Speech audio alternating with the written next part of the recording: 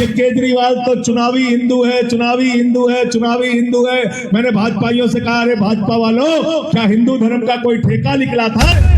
बिजली का बिल है 0 और केजरीवाल है। केजरी जब हम पैदा हुए हमारे माँ बाप ने कहा, बेटा प्रभु से डरना, ईश्वर से डरना, भगवान से डरना, राम से डरना। हमारे माँ बाप ने हमको सिखाया, इस सृष्टि की रचना, इस दुनिया की रचना, इस पृथ्वी की रचना, इस आकाश की रचना भगवान ने किया है, राम ने किया है। भाजपा वाले कहते हैं वो राम को लाए हैं, हम कहते हैं राम हमको लाए हैं। ये है। और क्या बोला था मोदी जी ने? इतना काला धन लाएंगे, इतना काला धन लाएंगे, जहाज में भर भर के लाएंगे और हर खाते में कितना जमा कर देंगे? सबको याद है, कोई भूला नहीं है। 15 पैसे भी नहीं आए, 15 पैसे भी नहीं आए। और हमारी माताएं बहनें यहाँ बैठी हैं, अपने पति से छिपा के इन्होंने संदूक में 1000-500 की नोट रखी थी कि बेटी की शादी होगी तो ये पैसा काम आएगा, घर में कोई बीमार होगा तो ये पैसा काम आएगा, अगर छोटा सा घर बनाना होगा तो ये पैसा काम आएगा। नरेंद्र मोदी जी ने नोटबंदी लगाई और बोले माताओं बहनों, यही काला धन है, लाइन में लग के जमा करो। पूर्वांचल के मजबूत आवाज जो शेर की तरह दहाड़ते हैं, मंच पर भी, संसद में भी संजय भाई को कि संजय भाई आए और आपको बेसब्री से लोग इंतजार कर रहे हैं। लोगों को अपनी बात रखें, लोग भी अपनी बात रखें।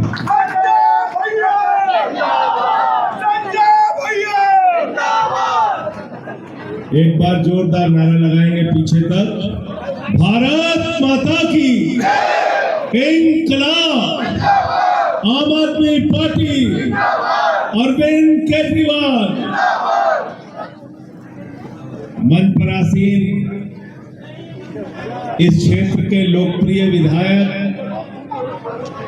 हमारे छोटे भाई और इस चुनाव में हमारे प्रत्याशी भाई संजीव झा जी, आम आदमी पार्टी के सभी हमारे सम्मानित पदाधिकारीगण, एक एक कार्यकर्ता का मैं हृदय से आभारी हूं कि आपने इतनी अच्छी सभा का आयोजन किया। इसके लिए जोरदार तालियां हमारे एक एक कार्यकर्ता के। और उससे भी अधिक आभारी हूं आप सबका, जो आप लोग इतनी देर से इंतजार कर रहे हैं इस सभा में। साथियों और दोस्तों, 5 फरवरी को आपको अपना बहुमूल्य वोट देने के लिए जाना है। ये वोट आपका जो है ये बहुमूल्य है। कैसे ये ताकत आपको मिली, इसके लिए कितने लोगों ने कुर्बानियां दी, थोड़ा आवाज नहीं आई। ये देश कैसे आजाद हुआ, अगर आप इसकी गाथा पढ़ेंगे तो आपके रोंगटे खड़े हो जाएंगे। ये देश आजाद हुआ शहीद आजम भगत सिंह की कुर्बानी से, ये देश आजाद हुआ सुखदेव राजगुरु की कुर्बानी से, ये देश आजाद हुआ शहीद चंद्रशेखर आजाद की कुर्बानी से, ये देश आजाद हुआ शहीद अशफाक उल्लाह की कुर्बानी से, ये देश आजाद हुआ राष्ट्रपिता महात्मा गांधी के त्याग और बलिदान से, ये देश आजाद हुआ 16 साल के खुदीराम बोस ने जब फांसी के फंदे को चूमा, तब ये देश आजाद हुआ। और आजादी के बाद हमारे महापुरुषों ने मिलकर एक संविधान बनाया। बाबा साहब डॉक्टर भीमराव अंबेडकर जी ने वो संविधान लिखा और कहा कि संविधान के हिसाब से देश चलेगा। सबको अच्छी शिक्षा मिलनी चाहिए, सबको अच्छा अस्पताल का इलाज मिलना चाहिए, सबकी जिंदगी में खुशहाली होनी चाहिए, गरीब और अमीर के बीच में फर्क नहीं होना चाहिए, लोगों की जिंदगी आसानी से बीत जाए और जो हमारे किसान हो वो भी खुशहाल हो, जवान हो भी खुशहाल हो। ये सपना देखा था हमारे महापुरुषों ने। लेकिन आज बहुत अफसोस के साथ कहना पड़ रहा है, 2 सरकारें इस देश में चल रही हैं। मैं आप सबसे कह रहा हूं, 5 फरवरी को जाना तो तराजू में दोनों सरकारों के काम को तौल लेना। अगर केजरीवाल का काम भारी पड़े तो झाड़ू पे बटन दबा देना।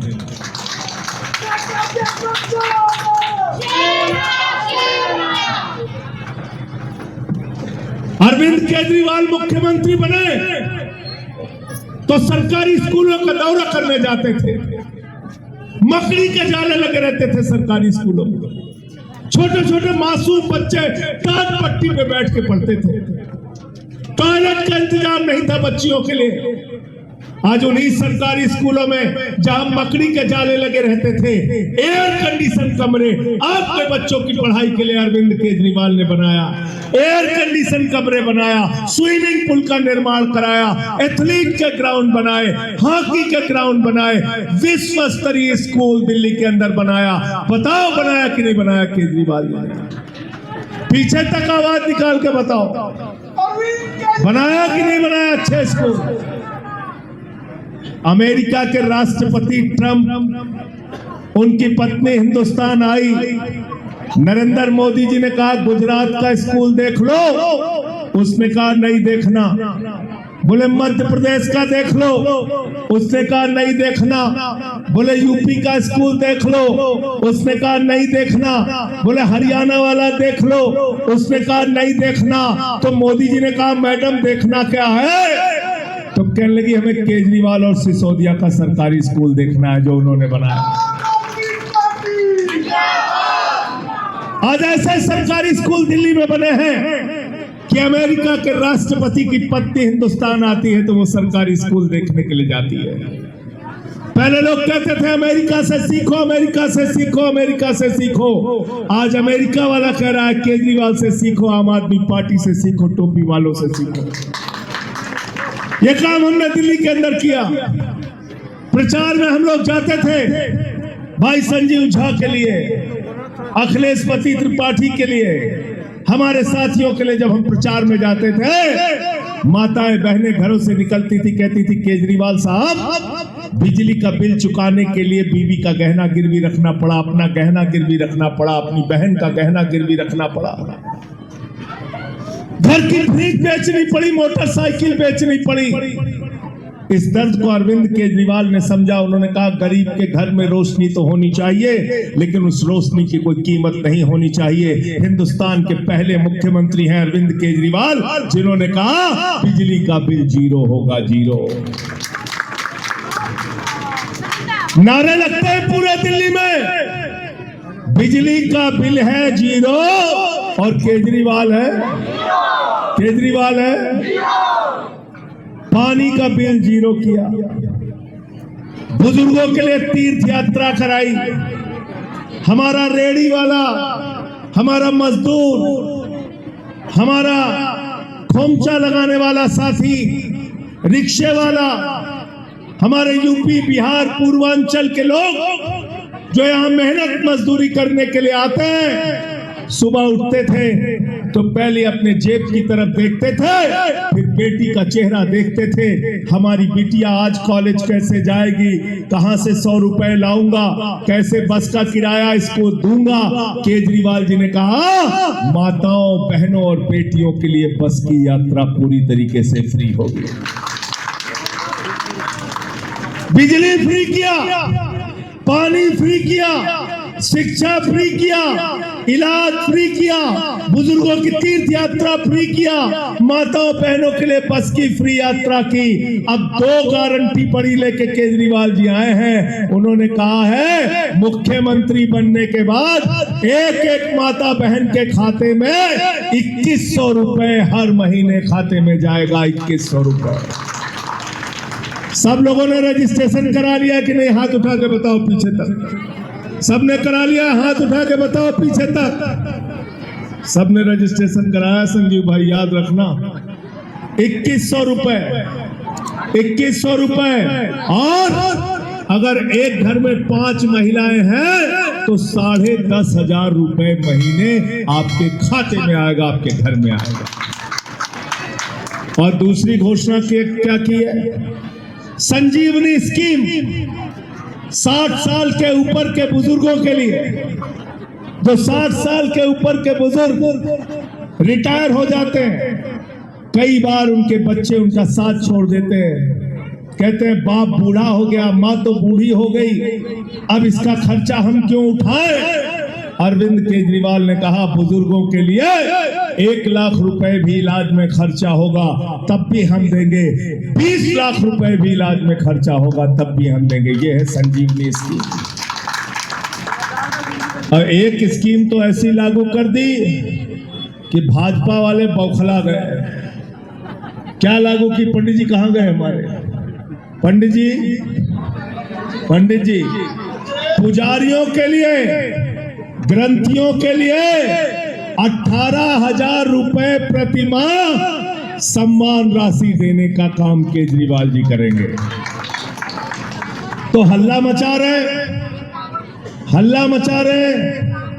तिवारी जी हमारे सुल्तानपुर के यहाँ ही हैं और सब जो सुल्तानपुर वाले यहाँ ना भाई हैं, ढेर जने यहाँ हो, तो बहुत जने यहाँ हैं। अयोध्या, सुल्तानपुर, अमेठी, लखनऊ वाले हैं, रायबरेली, तो गोरखपुर का है। वाह वाह वाह, क्या बात है। सारा पूर्वांचल है यहाँ पे, सारा अवध है यहाँ पे। एक बार जोरदार ताली अपने लिए बजाइए सब लोग।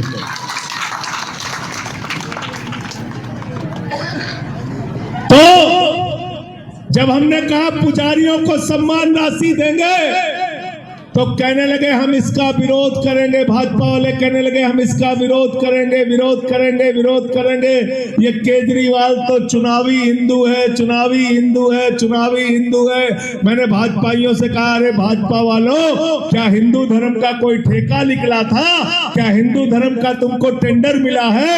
क्या हिंदू धर्म का L1 तुमको मिला है? अरे हिंदू धर्म को हम भी मानते हैं, हम हिंदू धर्म को मानते हैं जो रामचरित मानस की चौपाई में लिखा है, सब नर करहि परस्पर प्रीति, सारे लोग आपस में प्यार से रहे। हम उस हिंदू धर्म को मानते हैं जो कहता है वसुधैव कुटुंबकम, पूरा विश्व हमारा परिवार है। हम उस हिंदू धर्म को मानते हैं जो कहता है भगवान की पूजा करना, आराधना करना तो भगवान से प्रार्थना करना, धर्म की जय हो, अधर्म का नाश हो, प्राणियों में सद्भावना हो, विश्व का कल्याण हो। हम उस हिंदू धर्म को मानते हैं। अब भाजपा वाले क्या करत? खाली झगड़ा कराओ है, दिन रात सबको झगड़ा कराओ, खाली झगड़ा कराओ आपस में। हमारा झगड़े से मुकद्दर नहीं बनना है, लड़ाई से मुकद्दर नहीं बनना है। मुकद्दर बनना है जब संजीव झा जैसा नौजवान आपका विधायक होगा, आपके लिए काम करेगा, आपका विकास करेगा, हमारे बच्चों का भविष्य बनेगा तब जब केजरीवाल दिल्ली के मुख्यमंत्री होंगे, आपके लिए काम करेंगे। एक गारंटी को अरविंद केजरीवाल ने पूरा किया और मैं आज आपसे हाथ जोड़कर विनती और प्रार्थना करने के लिए आया हूं, खासतौर से अपने पूर्वांचल के भाइयों से, यूपी बिहार के भाइयों से आप सबसे निवेदन और विनती करने के लिए आया हूं। जिस तरीके से आपका अपमान किया जा रहा है, गालियां दी जा रही है बीजेपी के द्वारा, उस गाली का जवाब 5 तारीख को अपने वोट की ताकत से आपको देना है। इनकी जमानत जब्त करा। संसद के अंदर मैं बोल रहा था, मैंने कहा हमारे पूर्वांचल के लोगों के नाम क्यों काट रहे हो भाई? अपना घर बार छोड़ के हम लोग आते हैं 1000 किलोमीटर दूर से, 1200 किलोमीटर दूर से, इतनी दूर आते हैं दिल्ली में, मेहनत करते हैं, मजदूरी करते हैं, खून पसीना बहाते हैं, छोटा मोटा रोजगार करते हैं कि हमारा परिवार खुशहाल रहे। आप हमारा नाम क्यों कटवा रहे हैं नड्डा साहब, बीजेपी वाले, आप लोग नाम हमारा क्यों कटवा रहे हैं? तो कहने लगा ये पूर्वांचल के लोग, ये यूपी बिहार के लोग घुसपैठिया हैं, बांग्लादेशी हैं, रोहिंग्या हैं। मैंने वही तुरंत उनके मुंह पे कहा, तुम्हारी हिम्मत कैसे हुई हमारे लोगों को रोहिंग्या और बांग्लादेशी कहने की? हम अपने देश में बांग्लादेशी हो गए, रोहिंग्या हो गए, पूर्वांचल के लोगों को आप गालियां देंगे। अभी इससे इनके मन को शांति नहीं हुई थी। अभी राष्ट्रीय टीवी चैनल पे हमारे भाई विधायक हैं ऋतुराज झा जी, मैथिली ब्राह्मण समाज से आते हैं, पूर्वांचल से, बिहार से आते हैं। आज संजीव झा यहाँ पे विधायक हैं, ऋतुराज झा विधायक हैं। उनको एक टीवी चैनल पे शहजाद पूनावाला ने ऐसी गाली दी जो मैं आपके सामने बोल भी नहीं सकता। मेरे मित्रों, मैं आपसे हाथ जोड़कर विनती करने के लिए आया हूँ, उस गाली का जवाब 5 तारीख को अपने वोट की ताकत से देना। गाली का जवाब, गाली का जवाब, गाली का जवाब, गाली का जवाब, पूर्वांचल के अपमान का जवाब, पूर्वांचल के अपमान का जवाब, पूर्वांचल के अपमान का जवाब, मैथिली ब्राह्मण के अपमान का जवाब, मैथिली ब्राह्मण के अपमान का जवाब वोट से देना है, वोट से देना। ये संजीव झा को यहाँ विधायक बनने नहीं आए थे, इनके घर में कोई पार्षद भी नहीं है, प्रधान भी नहीं है। ये जब दिल्ली में आए तो आईएएस की तैयारी करने के लिए आए थे। अन्ना जी का आंदोलन चल रहा था, सब कुछ छोड़ दिया, अपने कैरियर में लात मार के बोले हम अन्ना जी के आंदोलन में जाएंगे। अन्ना जी के आंदोलन में शामिल हुए, लाठियां खाई, जेल गए। 2013 में पार्टी बनी, कोई सोच भी नहीं सकता है विधायक बनेंगे। लोगों ने चंदा दिया, आपने इनको झंडा खरीदने के लिए चंदा दिया, पोस्टर लगाने के लिए चंदा दिया, या झंडियां लगाने के लिए, सभा करने के लिए चंदा दिया। पहली बार में संजीव झा चुनाव जीत के उन्होंने कीर्तिमान स्थापित किया। लगातार 3 बार आपके आशीर्वाद और वोट से विधायक बन गए। मैं आपसे ये कहने के लिए आया हूं, पिछली बार सबसे बड़ा रिकॉर्ड संजीव झा का आपने बनाया था। हमारा विधायक कैसे आपने बनाया था ना, आपने बनाया था ना, आपने बनाया था। लोकतंत्र के असली मालिक आप हैं। आप जिसको चाहते हैं विधायक बनता है, आप जिसको चाहते हैं सांसद बनता है। आप जब चाहते हैं तो रिकॉर्ड बना देते हैं। अपना रिकॉर्ड खुद से इस बार तोड़ के इनको कम से कम 1.5 लाख वोटों से जिताकर भेजिएगा। 1.5 लाख वोटों, पूरा देश हैरान हो जाए, इतनी बड़ी जीत इनको दीजिएगा। और ये आपके सेवक की तरह आपका काम करेंगे, क्योंकि दूसरी पार्टी जो भारतीय जनता पार्टी है उसको कोई काम तो करना नहीं, झूठे वादे आपसे करने हैं। मैंने भाजपाइयों का नाम बदल के रख दिया है बड़का झूठा पार्टी। बड़का झूठा, बड़का झूठा। नौजवानों को क्या बोला था मोदी जी ने? तो है, देखिए सबको याद है भाई, इनके लिए भी ताली बजा दी। कहे थे 2 करोड़ नौकरी हर साल देंगे। 22 करोड़ नौकरी मिल गई क्या 11 साल में? मिल गई क्या? पटना में हमारे नौजवान नौकरी मांगने गए, मार लाठी मार लाठी मार लाठी उनको जेल में डाल दिया गया। उत्तर प्रदेश प्रयागराज में नौकरी मांगने गए, मार लाठी उनको उठा के जेल में भेज दिया गया। दिल्ली में जंतर मंतर पे नौजवान नौकरी मांगने आता है, लाठियों से पीट के उनको जेल में डाल देते हैं। हमने मोदी जी से कहा, मोदी जी नौकरी कहाँ है? तो कहने लगे अग्निवीर बन जाओ सब लोग, अग्निवीर बन जाओ, पकोड़ा तलो। ये लोकेश याद दिला रहा, कौन याद दिया? कहाँ गया लोकेश? कह रहा है पकोड़ा तल लो। 17 साल में जवान बनिए, 17 साल में सेना में भर्ती हो जाओ और 21 साल में रिटायर हो जाओ। बाप नौकरी करता रहेगा, बेटा रिटायर हो जाएगा। आपदा में अवसर, आपदा में अवसर। मैंने कहा वाह मोदी जी, आपको 75 साल में तीसरी बार प्रधानमंत्री बनना है।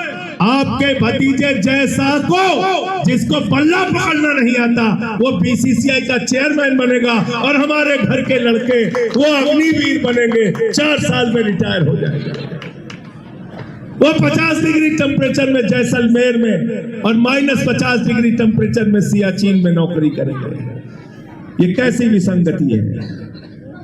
ये कैसा हमारे साथ दुर्भावना का खेल खेला जा रहा है? और क्या बोला था मोदी जी ने? इतना काला धन लाएंगे, इतना काला धन लाएंगे, जहाज में भर भर के लाएंगे और हर खाते में कितना जमा कर देंगे? सबको याद है, कोई भूला नहीं है। 15 पैसे भी नहीं आए, 15 पैसे भी नहीं आए। और हमारी माताएं बहनें यहाँ बैठी हैं, अपने पति से छिपा के इन्होंने संदूक में 1000-500 की नोट रखी थी कि बेटी की शादी होगी तो ये पैसा काम आएगा, घर में कोई बीमार होगा तो ये पैसा काम आएगा, अगर छोटा सा घर बनाना होगा तो ये पैसा काम आएगा। नरेंद्र मोदी जी ने नोटबंदी लगाई और बोले माताओं बहनों यही काला धन है, लाइन में लग के जमा करो। वो भी खाली करा दिया। करा लें कि नहीं भाई तिवारी जी, सब खाली करा लें ना। पैसा लूट लिया ना आप लोगों का, पैसा लूट लिया।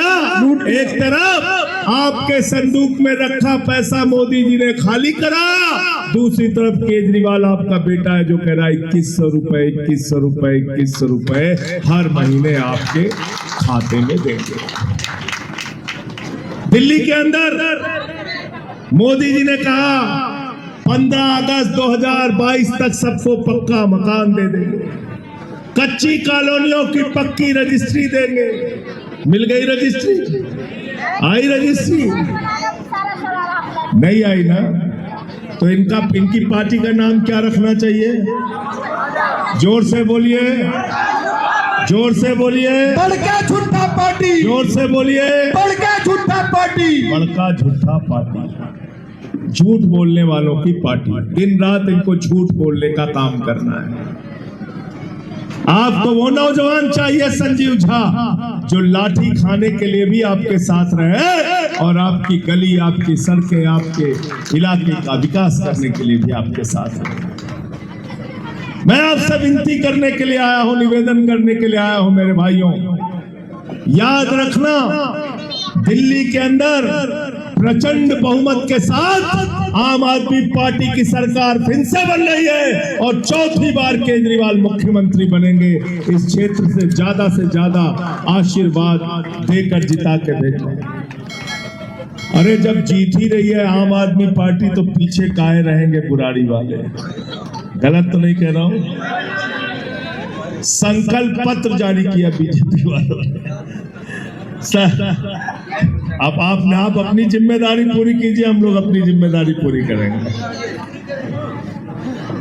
तो संकल्प पत्र जारी किया बीजेपी वालों ने, उसमें लिखा था हम ये भी करेंगे, ये भी करेंगे, ये भी करेंगे, ये भी करेंगे। हमने पूछा क्या करोगे? कहने लगे केजरीवाल जो कर रहे हैं वो भी हम भी करेंगे। तो हमने कहा भैया जब ओरिजिनल माल मौजूद है तो डुप्लीकेट का क्या काम है?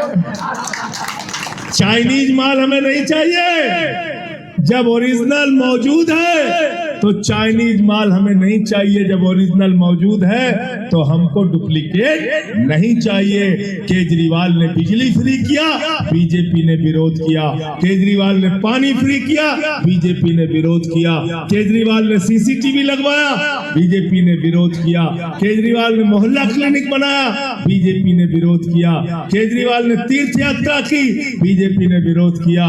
केजरीवाल ने माताओं बहनों के लिए बस की फ्री यात्रा की, बीजेपी ने विरोध किया। तो जो लोग हर चीज का विरोध करते हैं वो आने के बाद कोई काम करेंगे क्या? करेंगे क्या? करेंगे क्या? नहीं करने वाले। एक भाषण सुना था मैंने मोदी जी का, हमारे यहाँ यूपी में गए, बोले नौजवानों चिंता मत करो, गोबर से हम आपको रोजगार दे देंगे, गोबर से रोजगार दे देंगे। दूसरी सभा में बोले कब्रिस्तान अगर गांव-गांव में है तो शमशान होना चाहिए कि नहीं होना चाहिए? हमने कहा हमको शमशान नहीं चाहिए, हमको अपने बच्चों के लिए स्कूल चाहिए, अस्पताल चाहिए, सड़कें चाहिए, बिजली चाहिए, पानी चाहिए। दिल्ली